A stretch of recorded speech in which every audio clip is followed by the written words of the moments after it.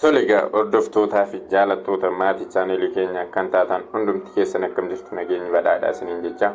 Egaan akkuma beekamu koorsiiwwan Department of Accounting and Finance keessatti fudhataman waliin ilaalla jedhee akka waadaa isiniif galee ammasii Principle of Accounting waanii xumurree jirra. Business Statistics 2 chapter 2 xumurree jirra. Kutaataanu isiniif qabadheen dhufa jechuudha. Gara fuulduraatti kutaarraa ammoo Fundamental of Accounting 2 akkuma beekamu chapter 3 geenye part 1 ilaalleerra current liability kan jedhu jechuudha. Kutaarraa kana keessatti immoo payroll accounting in Ethiopian context kan jedhu isiniif qabadhee dhufeera jechuudha. Egaa maatii chaanelii keenya kan hin taane subscribe bakka jedhu tuquun maatii chaanelii keenyaa ta'anu jajjabeessaa isiniin jenna. Egaa gamanumaan kan isin duukaa jiru obboleessa keessan Galaanaa Daffaar Yuunivarsiitii Finfinnee irraa yoo ta'u, egaan maarree afaan keessan afaan Oromootiin haala salphaan payroll maal akka fakkaatu bifa salphaa ta'een isin hubachiisuuf yaalaa amma danda'u jechuudha. Egaa kun paartii tokkoffaadha. Xiqqoo bal'aa waan ta'eef paartii lamatti qoodeen isiniif ibsa jechuudha. Paartiin inni jalqabaa kun more theoreticalidha jechuudha. Paartii ittaanu keessatti immoo example kun illustration fudhannee waan ilaalluuf directly kana yoo ilaaltanii xumurtanii ceetanii paartii tuusaa akka ilaaltan recommend isiniin godha. Example irraa hubattu waan ta'eef mee kallattumaan gara mata duree keenyaatti taaceenu innis payroll accounting in Ethiopian context jedha jechuudha. Maaliif Ethiopian context jenna jechuudha? Maaliif biyyaa gara biyyaatti garaagari waan ta'eef tooftaan itti yookaan akkaataan itti payroolliin hojjetamu kontekstii Itoophiyaatiin ilaalla jechuudha. Kanaaf mee haa eegallu importansii payroolii irraa jechuudha. Gamanumaan payroolliin maal akka ta'e gaafa kaasnu yookiin konseptii payroolii gaafa ilaallu it is often used to refer total amount paid to employee for a firm as a compensation for the service rendered to the firm in a given period of time jedha. Kana jechuun maalidha? Kaffaltii hojjetootaaf kaffalamu jechuudha. Gara afaan keenyaatti hiikne gaafa isiniif ibsinu hin beektu baay'een keessanii payroolii yookiin gatii dadhabbii servisii yookiin hojjettoonni hojii isaan kennaniin kaffaltii isaaniif kaffalamu jechuudha. Payrooliin miindaa jettu yeroo baay'ee yookiis immoo kaffaltii guyyaa guyyaanii ta'uu danda'a, ji'a ji'aan ta'uu danda'a.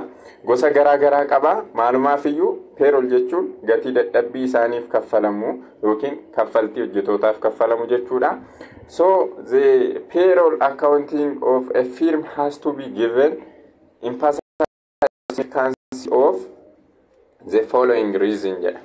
Reasonota asiin gaditti caqasne kanaaf payroolliin maal barbaadudha? Emphasize yookiin xiyyeeffannoo guddaa barbaadaa jedha. Reasoniin sunnis tokko lama jedhee caqaseera. Tokko maalidha? Employee are sensitive to payroll error and irregularity and maintaining good employee moral requires that payroll be paid on timely and accurate basis jedha. Kana jechuun maalidha? Payroolliin employee yookiin hojjettoonni sensitiiviidha. Irreerii xiqqoo uumamtu payroolii isaanii yookiin kaffaltii isaanii kanarratti irreeriin saantimni tokko hir'atte jennaan yookiin dogoggora taate jennaan baay'ee sensitiiviidha waan ta'aniif payroolii kana taayimilii yookiin akkureetilii kaffaluuni baay'ee barbaachisaadha yookiin xiyyeeffannoo guddaa barbaadaa jechuudha. Inni kabiraan payroll expenditure are subject to various government regularity. Payroll expenditure kun baay'ee regulated kan ta'edha jechuudha. Inni lammaffaan jechuun various government regulationidhaan regulate kan ta'u waan ta'eef xiyyeeffannoo guddaa barbaadaa jechuudha. Maaliif biyyittii keessatti implicationii waan qabuu fi payroolliin baay'ee xiyyeeffannoo guddaa barbaada. Sadaffaan payment for payroll and the related tax has significant effect on net income of most business enterprises. Inni sadaffaan xiyyeeffannoo inni barbaadee fi maalidha? Payroll payment akkasuma taaksiin sana duukaa wal qabatu maalidha? Effectii guddaa qaba net income businessii yookiin company sana irratti jechuudha. Kanaaf payroolliin bifa accurate ta'e yookiin timely ta'een maal ta'uu qaba?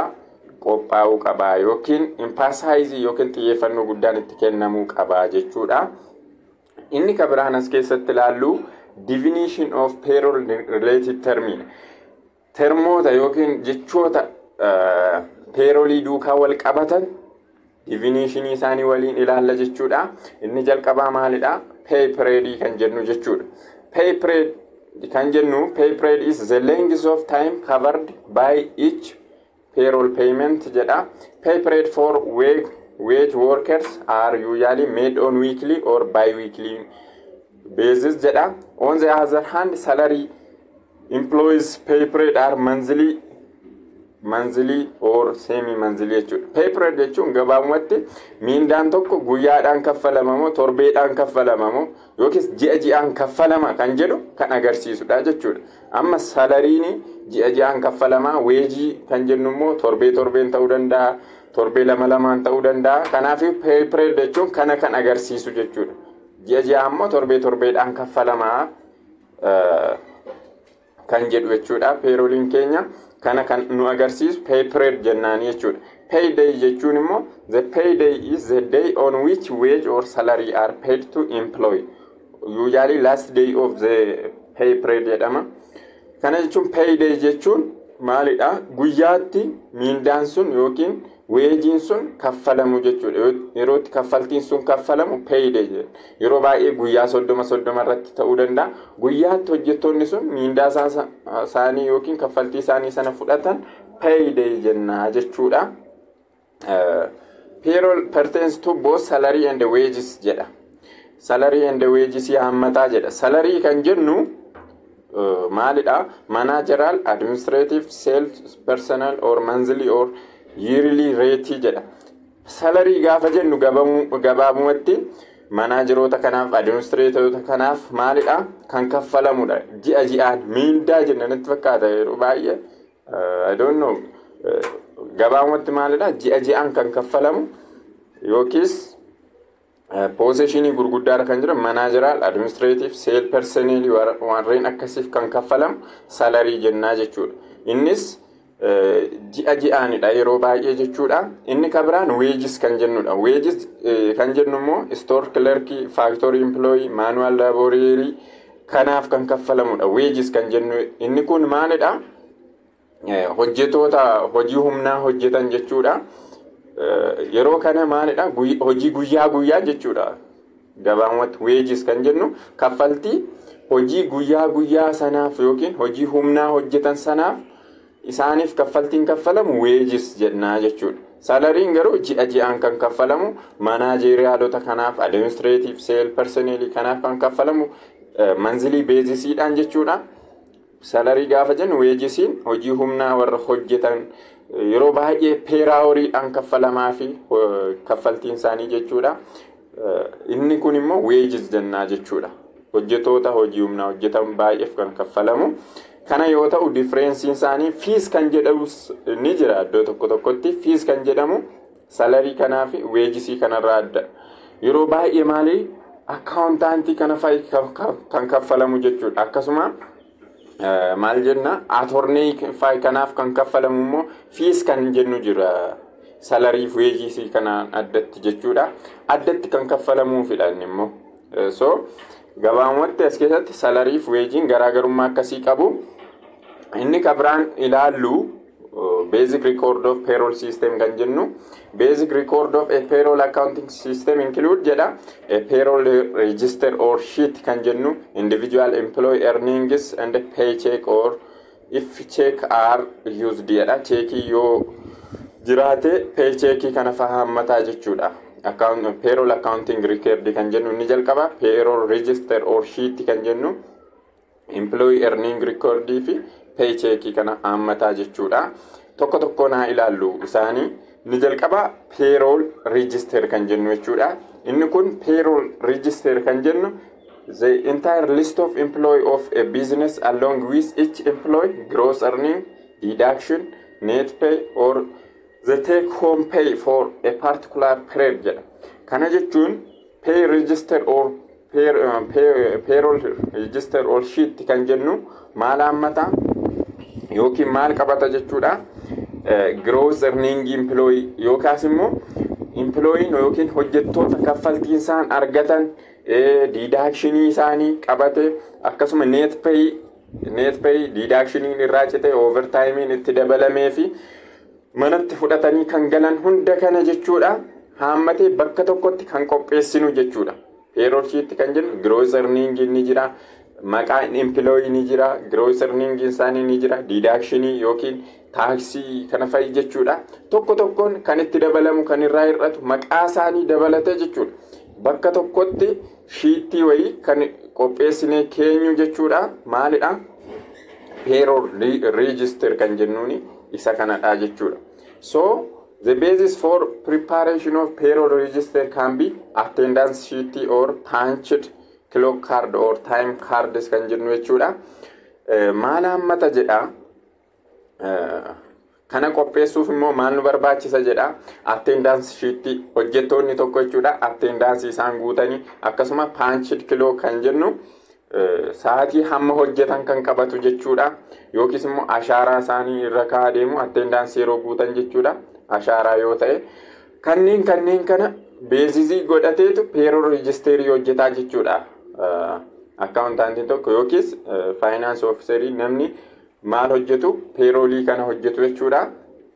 Namni tokko hammam hojjetee attendance hojjeteera kan jedhu attendance sana agarsiisu hundumaa sanarratti hundaa'etu payroll registerii qopheessa yookiin payroll sheet qopheessaa jechuudha.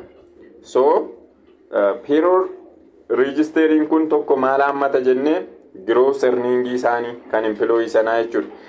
Gross earning hammata. Gross earning kan jennu immoo total pay to employee before deduction from for the pay period jedha. Kana jechuun gross earning kan jennu basic salary yookiin ji'aan kan isaan argatan akkasuma allowance fi overtime isaanii dabalate osoo deduction yookiin taxiin garaagaraa deductioniin garaagaraa osoo hin citiin kan isaan argatan sun maal jenna gross earningidha. Asitti deductioniin tokko hin jiru, taxiin irraan cinne waan garaagaraa irraan cinne sana kana ammatu gross earning jenna. Payroll tax kan jennu sin hammataa jechuudha. Payroll register kan jennu, payroll tax kan jennu immoo tax levied against employer on the payroll of a firm jedha. Inni kun immoo payroll tax jechuun taxii sababii miindaa sanaaf irraa citu jechuudha. Hojjetoonni yookiin hojjechiisaan sun yeroo hundaa taaksii ni kaffala. So hammi taaksiin kaffalamu sun payroll registerii payroll sheet irratti ni galmaa jechuudha. Withholding taxes kan jedhus ni jira. Innis immoo these are tax levied against earning of employee of an organization and withheld by employer per regulation of concerned government. Kana jechuun immoo withholding taxes kan jennu dursee taaksii kaffalamudha. Inni kun more eessatti ilaalla jechuudha. Kana public finance and taxation keessatti ilaalla. As keessatti baay'ee DP keessan galu withholding tax kan jedhu waggaa arfaffaarra jira waan ta'eef achitti ilaalla. Gabaabumatti kuni maalidha? Kaffaltii taaksii kan duraa jechuudha. Dura kan kaffalamu jira. Kanadha inni kabira payroll deduction kan jennudha. Payroll deduction kan jennu immoo all deduction from gross earning of an employee such as withholding tax, union dues, fines, credit association kan jennu. Inni kun withholding taxin kun payroll deduction kan jennu withholding taxin irraa cita payroll maal jechuun gross earning isaanii irraa jechuudha. Union dues, credit association yookiin fakkeenyaaf charity organization if waan contribute gootan ni jiraata yoo ta'e isaaniif maal gootu irraa kuttanii hambistu taaksiin sinirraa citaa. Union dues kan jennu waan garaagaraa faayinsi adabbii yoo jiraate kun kaffaltii keessa yookaan miindaa keessan sanarraa citeeti maalidha irraa hafaa jechuudha. Yookiin gara deemu sana yookiin charity yoo ta'e gara charity organization sanaa deemaa jechuudha. Kanaafiyyuu kun gabaabumatti payroll deduction kan jennudha. Inni kabiraan net pay kan jennu jechuudha. Net pay kan jennu immoo gross earning after subtracting all deduction. It's sometimes known as take home pay, the amount collected by an employee on the pay jedha. Kana jechuun gabaabumatti net pay kan jennu amma basic salary ni jira. basic salary sanarratti overtime ni jira, allowance ni jira, gross earning argattu jechuudha. Sana hammate jechuudha. Sana hammate isaa booddee gross earning keessan sanarraa immoo maaltu citaa gana taaksiin ni citaa, contributionii organizationiif gootan waan garaa garaa pension contribution kan jedhamu hundiyyuu citee isheen miindaansin gara manaatti fudhattanii galtan yookiin kiisii keessan seentu sun maal jedhamti? Net pay jedhamti jechuudha. Net pay jedhamti jechuudha. Payroll accountingiin gabaabumatti maal compute gochuu nu gaafata jechuudha. Waan sadii compute gochuu nu gaafata. Inni jalqabaa gross earningidha. Inni itti aanu payroll deduction, sadaffaan net pay or the take home pay kan jennu jechuudha. Warreen kana sadan haammataa jechuudha. Akkamitti akka calculate goonus ni ilaalla jechuudha. Inni jalqabaa gross earningidha. Gross earning jechuun money earned by employee of a firm from various sources jedha. Total compensation earned by an employee or wage or salary plus any bonus and commission jedha. Kana jechuun maalidha? Gross earning gaafa jennu gabaabumatti maalidha? Basic salary plus allowance plus overtime earning plus any bonus or other things. Kana jechuun maalidha? Basic salary yookiin ji'aan kan isinii kaffalamu maal dabalatee jechuudha? Allowance yoo jiraate allowance keessan dabalatee, overtime hojjettaniitu yoo ta'e overtime yookiin saatii dabalataa sana dabalatee jechuudha. Akkasuma boonusii garaa garaa yookiin commissionii garaa garaa argattaniitu yoo ta'e sanneen dabalatee walitti qabaansin argattan sun maal jedhama? Gross earning jedhama. Gross earning jedhama. Amma basic salary kan jennu regular earning dha. Ji'aan kan sin argattan. Allowance kan jennu, overtime kan jennu, bonusii kan jennu non recurring dha yookiin ji'aan argachuu dhiisuu dandeessu. Tasa yoo overtime as a chance hojjechuu dandeessu. Allowance akkasuma recurring miti yookiin deddeebi'uu miti. Garuu basic salary kan deddeebi'udha. Koomeni ji'aan kan argattan jechuudha. So basic salary is a flat monthly salary of an employee that is paid for carrying out normal work of employment and subject to change when employee is promoted jedha. Gross earning sanneen erga qabate basic salary jechuun immoo ji'aan kan isiniif kaffalamu jechuudha. Normal work isin hojjettan normally jechuudha. Allowance overtime kana osoo hin dabalatin kan regularly argattan basic salary. Kun immoo jijjiiramuu danda'a yoo promote taatan yookiin positionii gadaanaarraa gara isa caalutti gaafa ceetan jijjiiramuu danda'a jechuudha. Kanaaf basic salary kanadha. Gross earning allowance overtime dabalata jenneerra akkasuma bonusii garaa garaa dabalata jenneerra. Basic salary kana allowance immoo maalidha? Money paid monthly to an employee for special reason which may include jedha. Kanneen armaan gadiitti ilaallu jechuudha. Allowance jechuun special reasonii tokkoof kan siniif kennamudha yookiis maal jettu durgoomoo maal jedhama? Allowance kan jennu innis sababa garaa garaatiif kennama. Tokko maalidha? Position allowance kan jennu jechuudha. Position allowance kana jechuun a monthly sum paid to an employee for bearing a particular office responsibility. Example, head particular department of or division jedha. Amma fakkeenyaaf positionii garaa garaa qabaachuu dandeenya. Positionii tokko qabattanii cinatti positionii biraa yookiin bakka biraarra osoo hojjettanii cinatti hojii biraa jechuudha. Positionii kan keessan malee hojjettan yoo positionii biraa hojjettan dirqama positionii keessan sana malee waan hojjettaniif dabalataan siniif kaffalamuu qaba. Allowance yookiin durgoon positionii dabalataa qabattan waan ta'eef inni akkasii position allowance jedhama jechuudha. House allowance kan jennus ni jira. Inni immoo maali?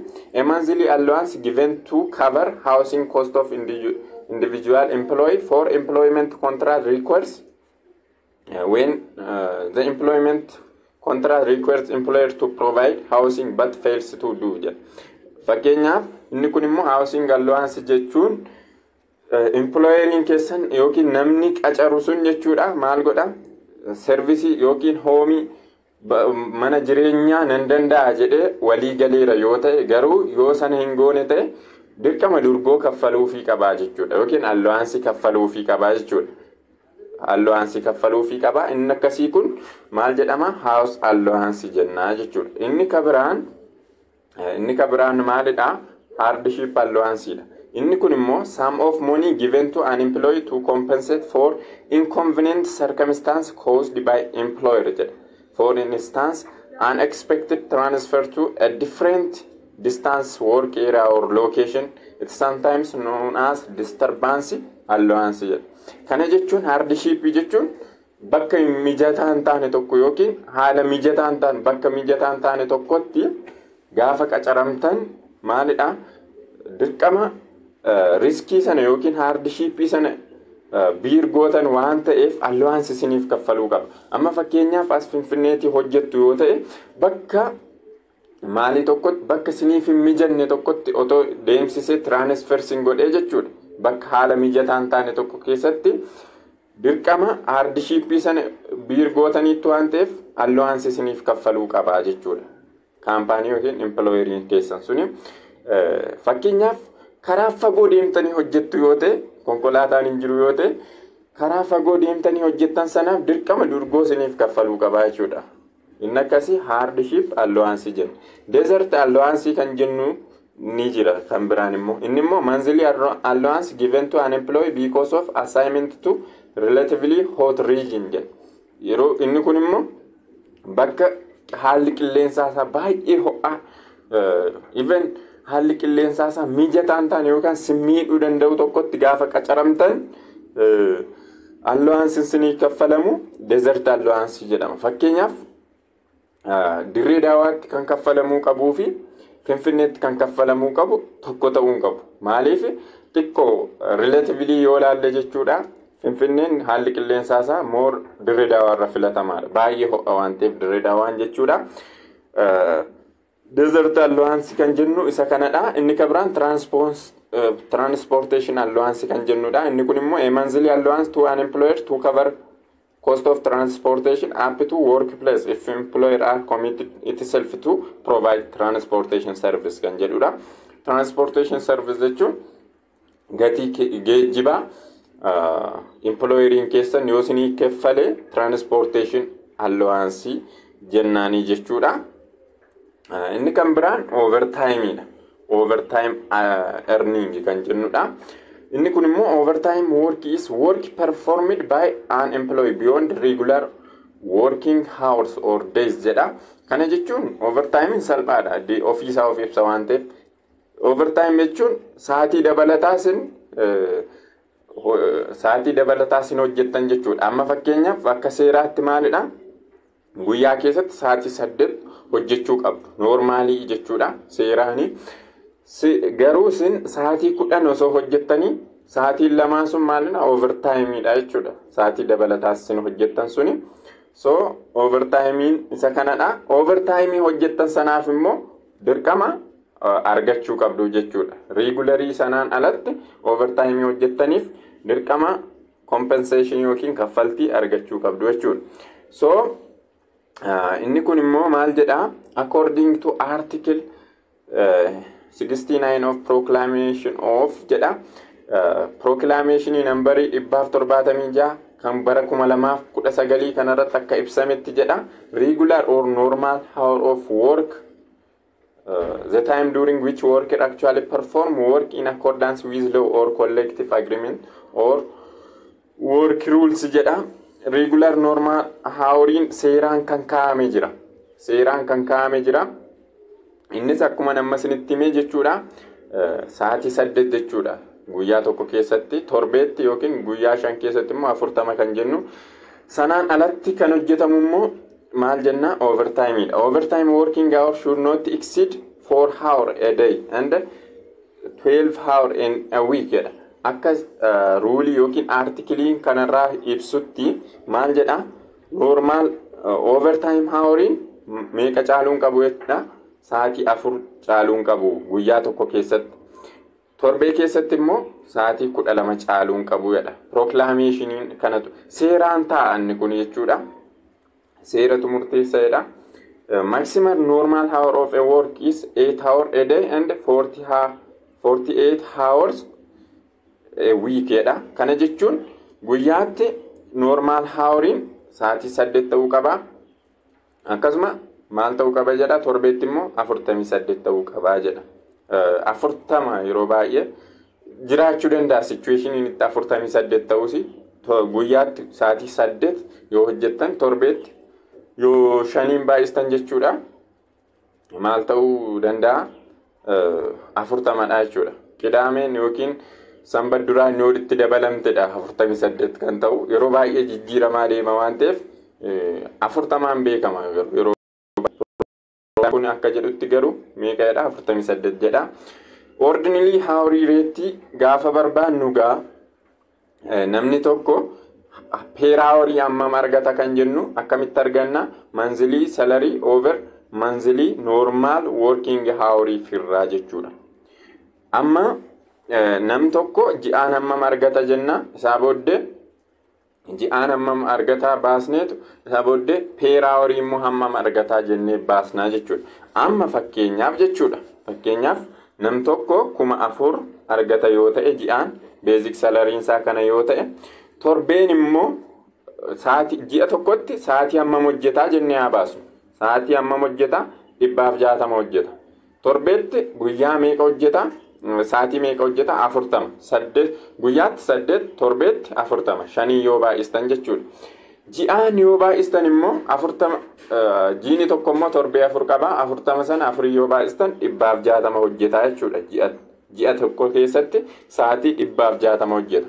So 4,000 sana 160 furtaniitu hourly yookiin per hour hammam argataa jettanii baastu jechuudha. Per hour kana yoo kanaaf furtan 25 argataa jechuudha. Amma fakkeenyaaf namni 4,000 argatu ji'aanii sa'aatii 160 hojjetaa normaalii jechuudha. Normaalii so per hour hammam argata jechuudha. Qarshii yookiin birri 25 argataa jechuudha. Per hour normaalii yoo ta'edha. Overtime osoo hin dabalatiin.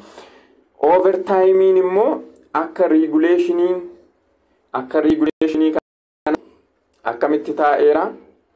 Namni tokko ganama sa'aatii 12 irraa qabee galgala hamma sa'aatii 4tti yoo hojjete 1.5 baay'isu ordinary hourly rate kanaan baay'achuu fi qabaa jechuudha. Amma fakkeenyaaf namni tokko 4,000 isuma hojjete kana haa fudhannu. 1,000 hojjetee 4,000 argata yoo ta'e ji'aanii overtime immoo sa'aatii 4 hojjeteera haa jennu ji'a kana keessa jechuudha. Overtime sa'aatii dabalataa jechuudha. Sa'aatii 4 hojjeteera haa jennu. Amma per hour 25 argataa jenne per hour. So kanaaf maal goona yeroo overtime isaa barbaannu jechuudha. Nama ganama sa'aatii 12 qabee hamma galgala evening sa'aatii 4tti hojjetu maal goonaaf jechuudha. Yeroo overtime isaa barbaannu jechuudha. 25 baay'isuu jenna 4 baay'isuu 1.5 jenneeti overtime isaa argannaa jechuudha. Kana waliin baay'istu jechuudha. Overtime nama kana gidduutti hojjete jechuudha. Nama sa'aatii 4 galgala sa'aatii 4 qabee hamma ganama sa'aatii 12tti hojjeteef immoo yeroo overtime isaa barbaaddanii 1.75 baay'isu 25 ordinary hourly rate isheen amma jedhe kana jechuudha. Amma yoo 25 ta'e ordinary hourly rate per hour hamman argatu jechuudha. Baay'isu maal jettu 4 yookiis immoo overtime inni hojjete sanaan baay'istu jechuudha. Sa'aatii 4 hojjete yoo ta'e per hour 25 argata yoo ta'e fakkeenyaaf 1.75 baay'isu 4 baay'isu maal jettu baay'isu 1.75 baay'isu 4 baay'isu 25 jettanii argattu jechuudha. Fakkeenya yoo 4,000 ji'aan 4,000 argata yoo ta'e jechuudha. Fakkeenya isa kana yoo fudhanne yoo guyyaa weekly rest day yookiin weekend guyyaa jimaata qadaame sanbata duraa fi dilbata yoo hojjeta ta'e immoo sa'aatii 2 baay'istuuf jechuudha. Overtime weekend qidaamee fi sanbata yoo hojjete ta'e jechuudha. Ordinary hourly rate baay'isuun lama baay'isuutu overtime isaa sanaan baay'istu jechuudha. Guyyaa ayyaanaarra yoo hojjete immoo public holiday yoo ta'e immoo 2.5 baay'istu jechuudha. Ordinary rate hourly sana 2.5 baay'istaniiti isaa booddee overtime sana inni hojjete sana ittiin baay'istu jechuudha. Amma fakkeenyuma asirraa kana yoo fudhanne per hour 25 argata jenne overtime 4 hojjeteera yoo jenne 2.5 baay'isuu 25 baay'isuu 4 jenneeti arganna jechuudha. Yoo guyyaa ayyaanaa kana hojjete ta'e jechuudha. Overtime yookiin saatii dabalataa kana isheen 1.5 fi 1.75 jettu kun PDF yookiin kitaaba garaagaraa irratti yeroo ilaaltan as 1.25 jedha. Ishee kana immoo 1.5 jedha. Jijjiiramuu danda'a yookiin update ta'eetidha inni kuni. Sin yeroo ishee kana fayyadamtan garuu akka PDF barsiisaa keessanitti hojjechuu qabdu. 1.5 ishee jettuuf 1.75 kan jettu kana jijjiiramte isinii dhufuu dandeessi. Garuu kun kan yoo update ta'e waan ta'eefidha. 1.5 kanaan kan hojjennu jechuudha. Kanaaf ishee kana beekuu qabdu yeroo overtime keessan calculate gootanii jechuudha. Yeroo overtime calculate gootanii inni kabiraan payroll deduction or withholding kan jennudha. These are subtraction made from earning of employee because it is required by government or permitted by employee himself jedha. In Ethiopian some of deduction against earning of employee are the following jedha. Kana jechuun payroll deduction jechuun governmentiin dirqamsiise yookiin dirqamaan akkasuma immoo fedhii employeetiin miindaa inni argatu sana yookiin gross earning sanarraa kan citudha jechuudha. Inni kunis immoo gosa lamatu jira. Voluntary fi mandatory'dhaan dirqamaan kan kaffaltan jechuudha. Governmentiif dirqamaan kan kaffaltanii fi yookiin governmentiin sin dirqamsiise akkasuma fedha keessaniin kan kaffaltan jechuudha. Fakkeenyaaf mandatory warri ta'an income taxiin mandatory'dha. Pension contribution jechuun soorama yeroo bahu jettaniif kaffaltii dhumarra isiniif kaffalamu waan ta'eef amma contribute gochuu qabdu dirqamaan. Kanaaf mandatory'dha jechuudha. Court order dirqama mana murtiirraa akkasin kaffaltan sin dirqamsiise yoo ta'e deductionin kunis mandatory'dha jechuudha. Voluntary kan ta'an immoo charity yookiis charity organization insurance kana union dues credit association kana fedha keessaniin kan kaffaltan kun immoo voluntary deduction jedhama jechuudha. So deductionin kuni yeroo baay'ee maalirratti hundaa ruuliidhaan kan kaa'amudha baay'inaan jechuudha. Ruuliidhaan kan kaa'amudha. Inni kunis immoo proclamationii 979 kan 2016 maal jedha scheduleidhaan kaa'eera. Schedule irratti income jechuun means every form of economic benefit including non-recurring kan jennu allowance warra jennu faasanadha. Akkasuma overtime in cash or kind from whatever source derived and in whatever form paid or credited or received. Income kan jedhu akka proclamation schedule kun ibsutti overtime sana dabalachuu danda'a, bonus dabalachuu danda'a. Kanneen kana kaashii isaa ta'u kaashii ta'uu isaa dhiisu kun inkaamiidha jedheetu define godha. Akka inkaamiitti kan inni hin qoonnes ni jira. Exempting income kan jedhu medical cost, transportation allowance, hardship allowance, per diem or transfer. Kanneen kun patient contribution by employer kan jedhu kana salary to domestic servant, cash indemnity allowance kan jedhu kun exempted incomeidha. Warri olitti caqasne kun akka inkaamiitti ilaalamu. Kaayyoon isaa maalidha? Akka inkaamiitti warri ilaalaman kun dirqama taaksiin itti kaffalamuu qabaadha. Warri exempted income jedhaman kun immoo inkaamiitti lakkaa'aman yoo ta'e maalidha? Taaksiin ittiin kaffalamu akka jechuuti. So employee income kan jennu in Ethiopia every citizen is required to pay income tax from her or his earning of employment jedha. In this case, progressive income tax system that charges high rates for earnings, higher earnings apply to gross earning of each employee jedha. Tokkoon citizenii yookiin lammii Itoophiyaa maal gochuu qaba? Income tax kaffaluu qaba. Income argatu irratti tax kaffaluu qaba jechuudha. Inni kun immoo progressive ta'uu qaba. Progressive gaafa jennu high income kan argatu high tax kaffaluu qaba. Low tax kan argatu low tax kaffaluu qaba jechuudha. Galii guddaa kan argatu tax guddaa, sana kan hin arganne tax xiqqaa kaffaluu qaba. Progressive tax kan jennu jechuudha. According to proclamation 1979 2016 kanarratti exempted the first bill of 600 of earning of unemployed from income tax. The money which a person does not have to pay income tax is exemption. Amended income tax proclamation states the following items: employment income tax and its computation jedha. Kana jechuun nam tokko 600 fi isaa gad argata taanaan galii ji'aan jechuudha yookiin income isaa kanaa gadi taanaan tax exempted dha yookiin tax hin kaffaluu jechuudha. Yoo sanaa ol ta'e garuu ni kaffala. Scheduling seeraan bahee jira. Employee tokko hammam kaffaluu akka qabu jechuudha. Scheduling akka asirraa argitanii kanatti kun seeraan kan kennamedha. Yeroo tax hojjettan dirqama kun sin barbaachisa. Amma salary range isaa Itoophiyaan birriitti jechuudha. Ji'aan 0 fi 600 gidduudha yoo ta'e tax exempted dha yookiin tax hin kaffalu deduction hin jiru jechuudha. 600 tokko qabee hanga 1,150 kan argatu immoo percentii 10 kaffaluu qaba. Percentii 10 kaffaluu qaba. Sanarraa immoo exempted kan taatuu fi qarshii 60 jechuudha. Example haa fudhannu.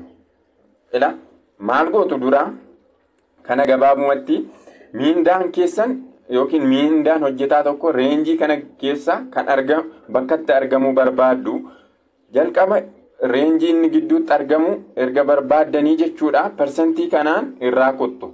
Percentii kanaan irraa kuttanii booddee maal irraa hir'istu? Deductionii kana irraa hir'istaniit income tax employee sanaa barbaaddu jechuudha. Amma fakkeenyaaf namni 4,000 argatu tokko percentii meeqa kaffaluu qaba jechuudha?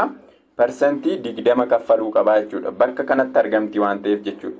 Amma 4,000 argata too jennee caalaa namni jedhamu tokko percentii 20 baay'isuu 4,000 jenna. 4,000 jenna. Percentii 20 baay'isna yookiin duwwaa tuqaa 2 jechuudha. Duwwaa tuqaa 2 gaafa baay'istan hammam ta'a? 800 ta'a. 800 erga baay'istanii immoo meeqaan irraa hir'istu jechuudha. Income tax keessan argachuuf 302.5 kana irraa deduct gochuu qabdu jechuudha. Maaliif 302.5 kuni exempted keessaa taatiifi jechuudha. Yookiin 302.5 kun tax exempted dha jechuudha. Kanaaf amma 800 irraa 302.5 otoo argattanii meeqa siniif dhufa? 400 fi 97.5 sinii dhufa jechuudha. Namni tokko miindaansaa ji'a 4,000 yookiin gross earning isaa 4,000 osoo ta'e percentii 20 kaffaluu qaba. Sana keessaa tax exempted kan taatuu fi yookiin deduct kan gootanii 302.5 dha. So yeroo hojjennu 497.5 kaffalaa jechuudha income tax.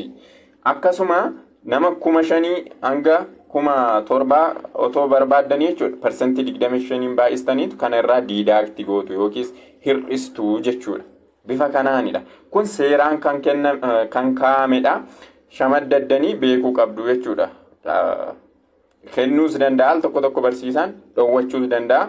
Garuu kana beekuu qabdu jechuudha. Kuni yeroo hojjennu nu fayyada waan ta'eef kana dirqama sammuutti qabachuu qabdu jechuudha. Kun seeraan kan kennamedha. Waan kan sin calculate gootanii range kam keessatti argamatanii barbaaddanii isaa booddee percentii kanaan baay'istu isaa booddee deduction isaa irraa hir'istu jechuudha. Inni kuni exemption calculate gochuufidha. Akkamitti exemption yookiin deduction kun eessaa dhufti kan jedhu sin hubachiisuuf malee salphaatti foormulaa ishee asaantu kana shamaddanii qabachuu dandeessu.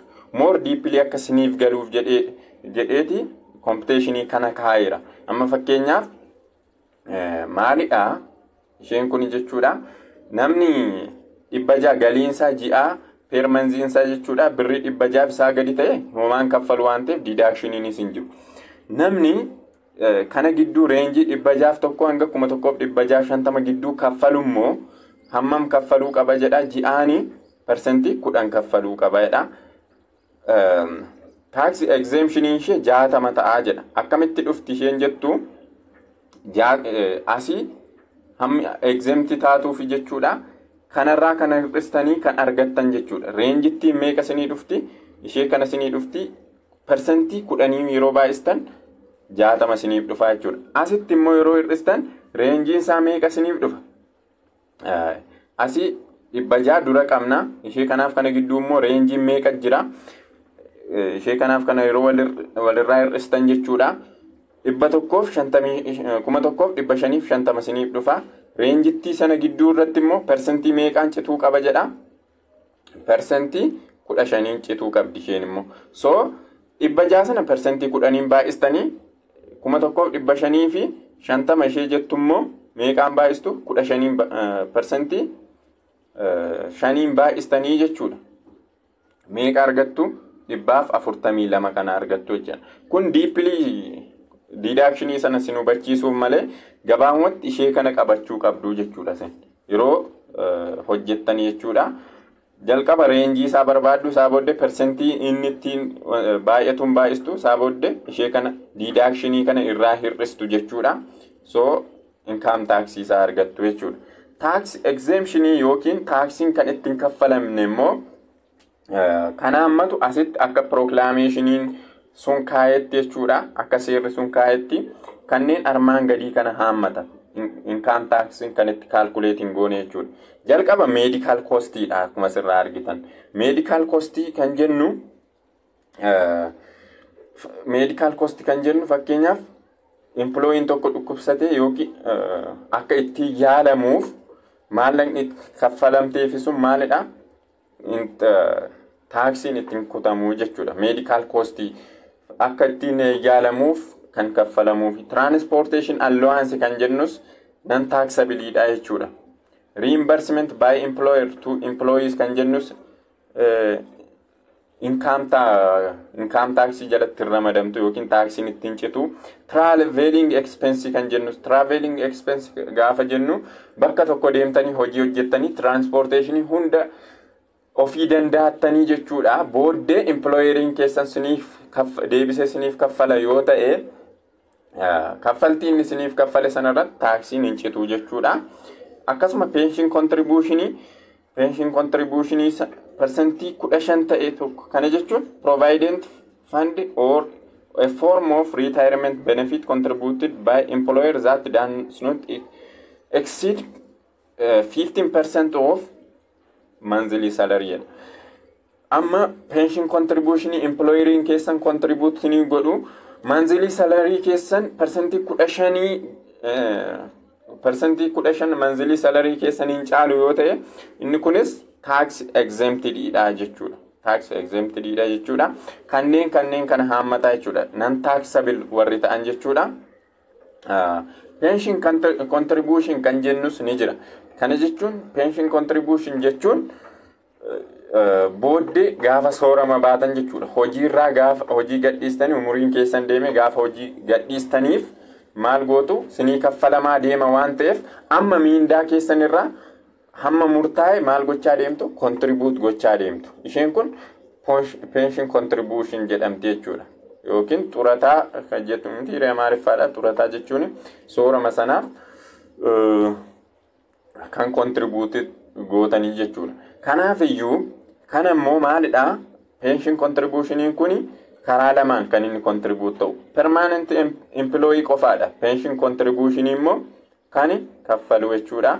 So akka proclamationiin nambarii 714 ibsutti jedha.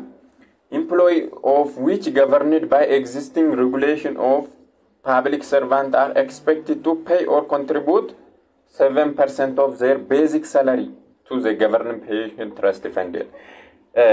Permanent employee kan ta'e tokko akka proclamationiin kun jedhutti employeen tokko maalidha jedha dirqama basic salary irraa jechuudha. Basic salary isaarraa percentii 7 xurataa sanaaf kutuu qabaa jedha.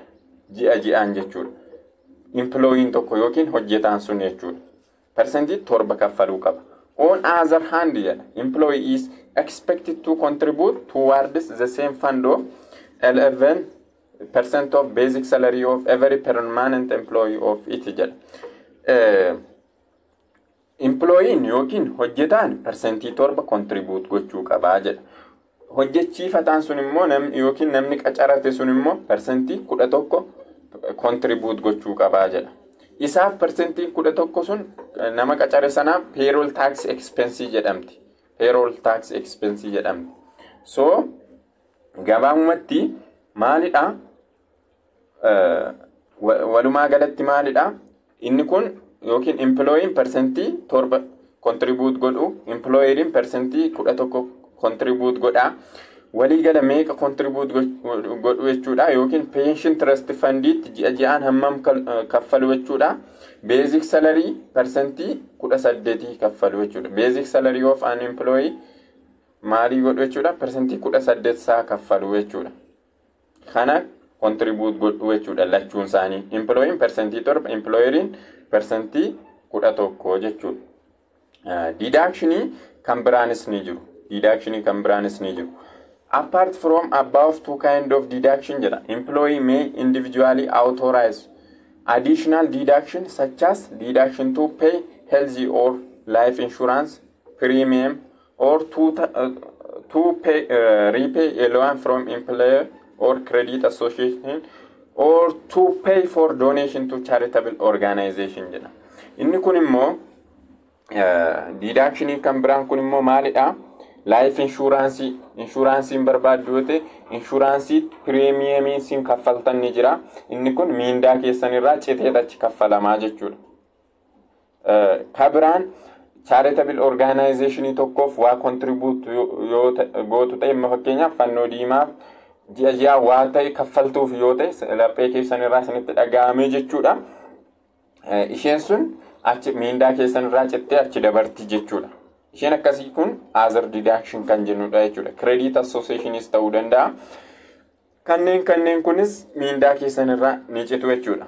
Kanaaf inni xumuraan maalidha? Net pay kan jennudha. Net pay kan jennu immoo this amount is held in one column of payroll register representing the excess gross over the total deduction of an employee jedha.